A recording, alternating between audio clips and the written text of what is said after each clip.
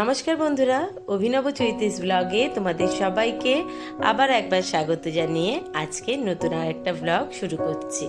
আজকে রবিবার, ঘড়িতে এখন প্রায় 8:30টার মতো বাজতে যায়। ঝটপট সকালবেলা উঠে সমস্ত বাসি কাজকর্ম সেরে গুছিয়ে নেওয়া হয়ে গেছে, আর স্নান করেও চলে এসেছি। দিয়ে রবিবারের দিন সকাল সকাল কাজকর্ম শুরু করে দিয়েছিলাম। সেই সঙ্গে আমার সঙ্গে উঠে পড়েছে রিকও আমার সঙ্গে উঠে আজকে সকালবেলা স্নান করে একদম পরিপাটি করে ধুতি পরে রেডি হয়ে এখানে রান্না করতে বসেছে একটুখানি পায়েস। আজকে যেহেতু রথযাত্রা, তো গোপালকে দেবে বলে ও বলল, মা গোপালকে রান্না আমি করব বলেছিলাম, ওর ইচ্ছা যে ও গোপালকে আজকে পায়েসটা রান্না করে দেবে। আমি বললাম ঠিক আছে, তাহলে তুই ঘরে গ্যাসটা বার করে ওখানে কর, আমি বাইরের গ্যাসে ততক্ষণ জলখাবারটা করব। আর এদিকে দেখো, সকাল থেকেই আজকে আকাশের মেঘ মুখ ভার, চতুর্দিকটা একদম বেশ ভালো মেঘ করে রয়েছে। মনে হচ্ছে যখন তখন মনে হয় বৃষ্টি নেমে যাবে। এখানে সকালবেলা উঠে একটুখানি চাউমিন ভিজিয়ে দিয়েছিলাম, চাউমিনটা ভিজেও গেছে, আর ওটাকে একটু ঝুড়িতে দিয়েও রেখেছি জল ঝরাবার জন্য। আজকে জলখাবারে একটু চাউমিন বানাবো। এখানে ওই গতকালকেই একটু সবজি আনিয়ে রেখেছিলাম, গাজর, বিনস, ক্যাপসিকাম, টমেটো, কাঁচা লঙ্কা, সেগুলো রেডি করে রেখেছি কেটে। আর ওদিকে একটু পেঁয়াজ, রসুন সমস্ত কাটা হয়ে গেছে, সব গুছিয়ে নিয়ে তারপরে জলখাবারটা বসাবো, রেডি করতে চলে এসেছি। আর এখানে একটু 3টে ডিমও বার করে রেখেছি চাউতে দেওয়ার জন্য। আসলে রবিবার দিন তোমাদের দাদা আজকে মোটামুটি ঠিকঠাক টাইমেই এসছে, তখন ঘড়িতে প্রায় 6:15 মতো বাজে। তখন দাদা এসে মুখ হাত ধুয়ে গেছে একটু শুতে, আর আমি আর আজকে একদম শুইনি। শুতে গেলেই ভীষণ লেট হয়ে যায়, তখন কি করব একদম মাথা খারাপ হওয়ার অবস্থা।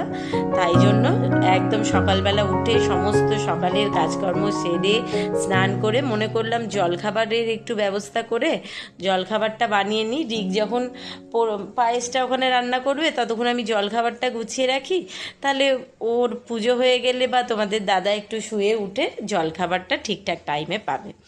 তো আরও আমার যেটা আজকে সুবিধা হয়েছে, রিক পায়েসটা করছে বলে এদিকে আমি চাউমিনের জোগাড়টা করতে চলে আসতে পারলাম। নাহলে এই রবিবারের দিনটা দাদা এসে একটু রেস্ট নিয়ে তারপর বাজারে গিয়ে তারপর কি জলখাবার রান্নার করতে করতে বেশ অনেকটা বেলা হয়ে যায়। তাই আজকে আর কোনো দিকে কিছু দেরি হওয়ার সুযোগ দিইনি। যতটা সম্ভব গতকালকে অনেক কাজকর্ম করে জিনিসপত্র আনিয়ে রেডি করে রেখেছিলাম। আজকে সকাল থেকে শুধু একটু রান্নাবান্নার কাজ বাকি রয়েছে, সেইটা করে নিলেই মোটামুটি হয়ে যাবে। কারণ সবচেয়ে বড় কাজটা তো আজকে রিকই করে দিচ্ছে, শুধু গোপালকে পায়েস রান্না করে দেয়া না, সমস্ত ঠাকুরকে স্নান করানো, পুজো করা সব কিছু সেই করবে। কিন্তু সমস্যা এখনও কিন্তু একটা রয়েছে, যেটা হচ্ছে গতকালকে তোমাদের দাদাকে বলেছিলাম ফুল মালাটা এনে রাখতে, কিন্তু সে বাবু ভুলে গেছেন।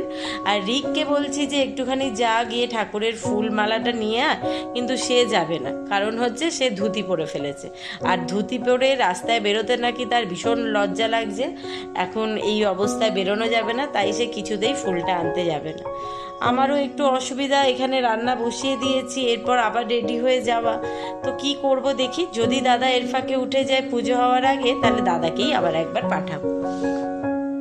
মোটামুটি যেহেতু চাউমিনের সবজি খুব একটা ভাজতে লাগেনি, রসুন পেঁয়াজটা দিয়ে একটু ভেজে নিয়ে সমস্ত সবজিগুলো দিয়ে অল্প একটু নাড়াচাড়া করে ডিমগুলো ওর সঙ্গে ভালোভাবে ভেজে নিয়েছি, দিয়ে চাউমিনটা দিয়ে দিয়েছি। এবার স্বাদ মতো লবণ, সামান্য একটু মিষ্টি, সয়া সস, একটু টমেটো কেচাপ, একটু চিলি সস, একটু গোলমরিচ গুঁড়ো সব দিয়ে ভালোভাবে মিশিয়ে নেবো।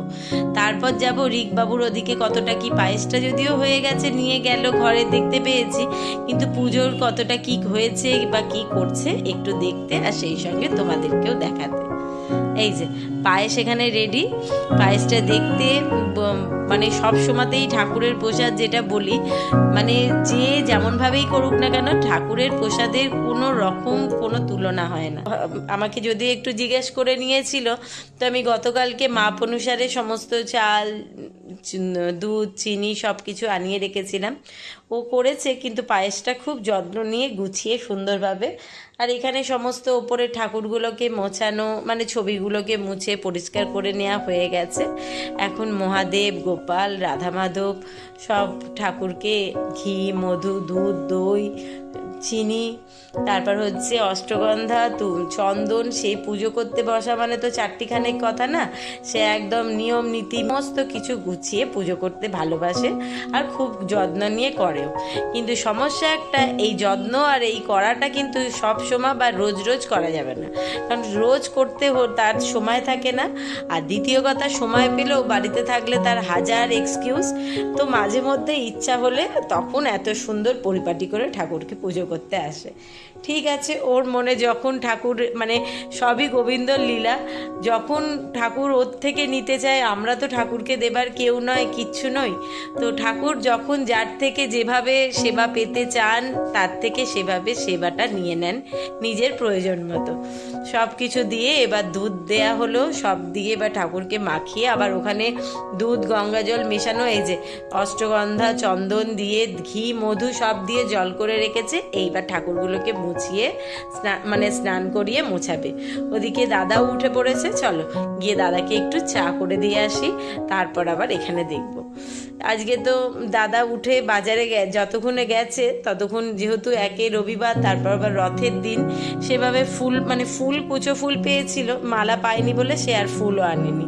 এখানে ঠাকুরের জন্য একটুখানি মালপোয়া মিষ্টির দোকান থেকে কিনে এনে দিয়েছে, যে শুধু পায়েস দেবে কেন, একটু মালপোয়া এনে দিচ্ছি সেটাও দাও। রিক সেই দিয়ে ঠাকুরকে প্রসাদ দিয়ে সব খুব সুন্দর করে নিয়েছে পুজো, শুধু একটু তুলসী পাতা দিয়ে দেবে প্রসাদগুলোর ওপর, তাহলেই হবে। ততক্ষণে আমিও এদিকে চলে এসেছি। চাউমিনটা তো পুরো রেডি করেই রেখে গেছিলাম, এই যে চাউমিন রেডি, মোটামুটি এখনো পর্যন্ত গরমই আছে। কিন্তু দাদা ওদিকে চা খেয়ে এখন পেপার পড়ছে, আর ছেলের পুজো হয়ে গেছে ঠিকই, কিন্তু ঠাকুরের জায়গাটা যা সব ঘেটেছে সেগুলো একটু গোছাচ্ছে। আমি এই ফাঁকে মনে করলাম শুধু শুধু দাঁড়িয়ে সময় নষ্ট করবার দরকার নেই, আজকে যখন একটু তাড়াতাড়ি হয়েছে তখন সব কিছুই তাড়াহুড়ো করে করবো। চালটা তো সকালবেলায় ভিজিয়ে রেখেছিলাম, তাই ভাতটা বসিয়ে দিয়েছি, চাউমিন রেডি আছে। আর ওদিকে যে গতকাল রাত্রেই তোমাদের দাদা মাংসটা এনে রেখেছিল, সেটাকেই একটু রসুন আদা বাটা, একটু লবণ হলুদ লঙ্কা, একটু সর্ষের তেল আর একটু টক দই দিয়ে ম্যারিনেট করে রেখে দিয়েছিলাম ফ্রিজে, সেটাই বার করে রেখেছি। ভাতটা নেবে গেলে, সকলের জলখাবার চা হয়ে গেলে মাংসটা বসাবো। আজকে যদিও আর বিশেষ কিছু রান্না করব না, মানে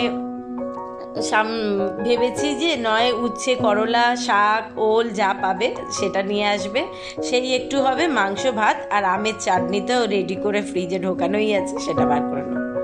ঘড়িতে প্রায় 10টার মতো বাজে, আর এতক্ষণে সবাই সকলের কাজকর্ম মিটিয়ে এসে বসেছে, আমিও তাই জলখাবার দিয়ে দিচ্ছি। কিন্তু আমার ছেলের করুণ মুখটা দেখো, তার করুণ সুরে একটা কথা, মা আজকে সকাল থেকে তো অনেক কাজ করেছি, চাউমিনটা খেতেও বেশ ভালো হয়েছে, তাই আর তুমি আজকে পরিমাণেও আমাকে কম দিয়েছো। মানে এই অভিযোগটা ওর সব সময়তেই থাকে, যে সব সময় যে কোনো ভালো রান্না হলে ওকে আমি পরিমাণে কম দিই। তো সে তার খাবারের প্লেটটা ওই দেখো ফাঁকা করে ফেলেছে, তাকে আরেকটু চাউমিন দিতে হবে। আমি এদিকে চাটাও বসিয়ে দিয়েছি, দাদার জলখাবার খেতে খেতে চাটা দিয়ে আমিও একবারে জলখাবারটা সেরে নেব। দাদা বাজার থেকে জলখাবার খেয়ে গিয়ে এনেছিল ওল, আমার কথা শুনেই নিয়ে আসলো যে অনেক দিন ওল খাওয়া হয় না, তাহলে আজকে একটু বাজার থেকে ওলই নিয়ে আসবো। ওলটা কেটে রেখেছি, এটা প্রেসারে সিটি দেবো। আর ওল ভাতেটা না এই সময়তে খেতেও দারুণ ভালো লাগে।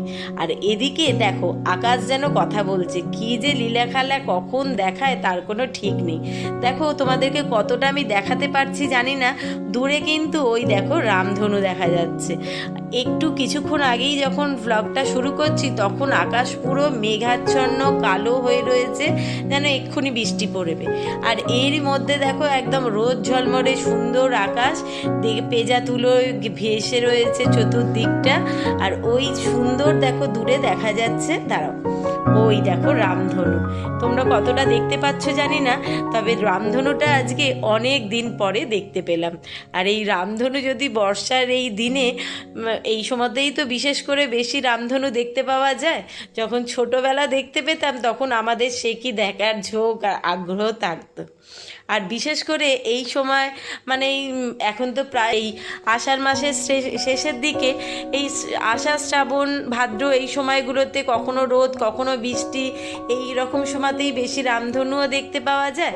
আর সেই সঙ্গে আকাশটা কিন্তু সত্যিই যেন কথা বলে, মনে হচ্ছে যেন এই তো আর কিছুদিন বাকি। মানে যখনকার দিনে ঘড়ি থাকতো না বা ক্যালেন্ডার এইভাবে হয়নি, তারা মনে হয় এইরকম দেখেই বুঝতে পেরে যেত যে এইবার পুজো আসবার সময় এসে গেছে, ঘরের মেয়ে ঘরে আসবে, আবার সেই উদযাপন, সেই আনন্দ, সেই সমস্ত কিছু ফিরে আসছে। সেই সঙ্গে তোমাদের দাদা আবার বলবে এই রকম আকাশ দেখলে নাকি তার মনে হয় 15ই আগস্ট। সেটাও ঠিকই, 15ই আগস্টের দিনও এরকমই থাকে, কিন্তু যেটা বেশি থাকে সেটা আমার মনে হয় এরকম পেঁজা তুলোর আকাশ দেখলে মা ঘরে আসবার সময় এসে পড়েছে, যেন শরতের আকাশ কথা বলছে। এদিকে ওলটা প্রেসারে সেদ্ধ হয়ে গেছে, ওদিকে কড়াতে সর্ষের তেলে একটু গোটা গরম মশলা ফোড়ন দিয়ে রসুন পেঁয়াজ আদা মশলাটাই বেশ ভালোভাবে ভাজা হয়ে গেছে, লাল লাল হয়ে গেছে। আর একটু ভেজে তারপর চিকেনটা দেবো। আর ওদিকে তো ভাতটা আগেই হয়ে গেছে, নাবিয়ে রেখেছি, শুধু চিকেনটা কষা হয়ে গেলে ওলটা মাখবো আর চাটনিটা বার করে নেবো, তাহলেই রান্নার কাজ কমপ্লিট। এখন একটু যতটা সম্ভব কম তেল দিয়ে রান্না করা যায়, সেটা যে কোনো খাবার হোক না কেন। মানে যেদিন ভালো মন্দ কিছু হলো সেদিনের ব্যাপারটা আলাদা, একটু মাঝে সাঝে সব কিছুই ছুঁয়ে যায়, তাতে কিছু ব্যাপার হয় না। মানে ভালো মন্দ রান্না হলে তাতে একটু তেল মশলা বেশি পড়বে, স্বাভাবিক। কিন্তু ঘরোয়া খাবার, ঘরোয়া রান্নার জন্য মানে যতটা সম্ভব কম তেল মশলা দিয়ে রান্না করা যায় সেরকমই চেষ্টা করছি। তার কারণ মাঝে মধ্যেই রিকের বায়নার চোটে একটু উল্টোপাল্টা খাওয়া হয়। সেই সঙ্গে এই যে পুজো আসছে তার আগে একটুখানি নিজেদেরকে ঠিকঠাক করতে হবে না? ডায়েট করবার ক্ষমতা তো নেই, কিন্তু খাবার দাবারগুলো একটু ভালো মতো মানে স্বাস্থ্যকর খাবার খেলে যদি শরীরটা ঠিক থাকে, এই আর কি। পেঁয়াজ রসুনটা ভাজা হয়ে যেতে চিকেনটা ঢেলে দিয়েছি, দিয়ে এটাকে দিয়েও ভালোভাবে কষিয়ে নিয়ে একটুখানি নামাবার আগে দেবো গরম মশলা আর একটুখানি দেবো কাশ্মীরি লাল লঙ্কার গুঁড়ো, দিয়ে ভালোভাবে কষিয়ে নিয়ে সামান্য জল দিয়ে ঢাকা চাপা দিয়ে দেবো। এই যে বেশ সুন্দর কষানো হয়ে গেছে। এবার একটু গ্রেভিটা বাড়াবার জন্য অল্প গরম জল দিয়ে ঢাকা দিয়ে রাখবো, নামাবার আগে গরম মশলার গুঁড়োটা দিয়ে নামিয়ে নেবো। ঘড়িতে কাঁটা বলছে আজকে মাত্র 1টা বাজে, তারই মধ্যে আমার সমস্ত কাজ কমপ্লিট। আর মুখ চোখের অবস্থা বুঝতে পারছো, কোন সকালে স্নান করেছি, সকাল থেকে কাজকর্ম সেরে মনে হচ্ছে এক্ষুনি একবার বাথরুমে না ঢুকলে হবে না, কারণ মারাত্মক গরম লাগছে। এই সময়তে বেশি ওয়েদারটাও চেঞ্জ হয়, তো সেই রকম ঘুমশুনি একটা গরমও বেশি লাগে। ওখানে তো চিকেন হয়ে গেছে, ঢাকা দিয়ে রেখেছি, ভাত হয়ে গেছে, ওলটাও সেদ্ধ হয়ে গেছে, মাখবো। তার আগে দেখো এই রোদ এই মেঘ, তারপরেই তেরে ঝমঝমিয়ে নেমে পড়েছে বৃষ্টি। আর ওই দূরের আকাশটা দেখো, দেখে বোঝা যাবে কিছুক্ষণ আগেই আকাশে একবারে ঝলমল করছিল রোদ, আর ওদিকটা দেখো কি প্রচণ্ড কালো একটা মেঘ হয়ে রয়েছে। মনে হচ্ছে এই বৃষ্টিটা মনে হয় আরও বেশ খানিকক্ষণ হবে। যাই হোক, ওলটা এবার মেখে নেব, দিয়ে চিকেনটা রেডি হয়ে গেছে, ওটাকে নাবিয়ে আর একবার যাব স্নান করতে। তারপর সকলেরই সব কাজ সারা এসে ঝটপট একসঙ্গে সকলের খাবার দাবার বেড়ে দুপুরের খাওয়া দাওয়া সেরে নেব। তো চলো আজকের ভিডিওটা এখানেই শেষ করছি। ভালো লাগলে লাইক করো, বন্ধু বান্ধবের সঙ্গে শেয়ার করো। যারা ইউটিউব থেকে দেখছো তারা চ্যানেলটাকে সাবস্ক্রাইব করে দিও, পাশে থাকা বেল বাটনটাকে অল করে দিও। আর যারা ফেসবুক থেকে দেখছো তারা পেজটা অবশ্যই ফলো করো। ভালো থেকো, সুস্থ থেকো, খুব শিগগিরই